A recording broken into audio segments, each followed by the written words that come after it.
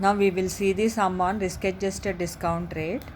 So here you are going to calculate the new discount rate, which is known as risk adjusted discount rate. It is the discount rate where the cost of capital is adjusted with the involvement of risk as the future is uncertain. There will be a risk in the generation of future cash inflows, therefore risk of premium will be added to the cost of capital or existing discount rate. So you are going to define new discount rate here, that is risk adjusted discount rate. K is equal to KF plus KR. K is equal to risk adjusted discount rate, and it is also known as cost of capital, and sometimes it is also known as required rate of return, is equal to KF represents risk free rate and KR represents risk premium. Now we will see the sum on this. X Limited is considering to purchase a mission with two investment alternatives having an investment of rupees 1 lakh for both the projects A and B. The expected cash inflows are as follows. So we have two projects here, project A and project B. Their cash inflows are given for 4 years and initial investment is 1 lakh rupees. The company has the cost of capital of 10% and given the risk premium rates to be 2% and 8% respectively for A and B projects. Compute NPV and suggest which investment proposal should be accepted. So existing cost of capital is 10% and risk premiums are 2% and 8% for project A and project B respectively.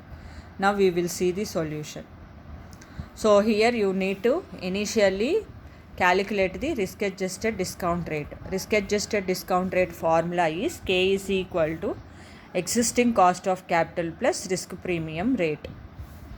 So for project A, existing cost of capital is 10% and additionally there is a risk premium rate of 2%. So now your K will become 12%.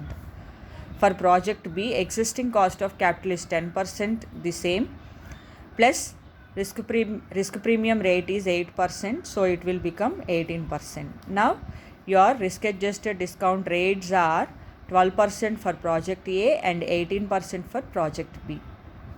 Now we will see how to calculate NPV at new discount rate, that is risk adjusted discount rate. So years are taken, cash inflows are taken, and here instead of considering present value factors at 10%, you should consider the present value factors at 12%, for which you need to refer to table C or 3 of the present value tables, or else you can also apply the formula of 1 divided by 1 plus K whole to the power of T. So present value factors can be written either from seeing the tables, or you can also calculate through the calculator. Multiply the present value factors with the cash inflows so that you will get present value cash inflows. Make the sum, and as the NPV is the difference between present value cash flows and initial investment. So present value cash inflows are 94,137 for the project A and initial investment is anyway 1 lakh rupees. So you are getting a negative value of minus 5,263. Now we will move on to the calculation of NPV for project B. Now here the discount rate is 18%, not the 10%. So here 18% is risk adjusted discount rate. Years are taken, cash inflows are taken, present value cash inflows at 80, present value factors at 18% you should take. Multiply the cash inflows with the present value factors so that you will get the present value cash flows. Make this sum, and here NPV is the difference between present value cash flows minus initial investment. So present value cash flow, sum of present value cash flows for project B are 1,04,820 minus initial investment is 1 lakh. So you are getting a positive value 4,820. As you need to compare project A and project B on the basis of NPV, for project A you got a negative value and for project B you got a positive value. So it can be concluded that project B can be accepted.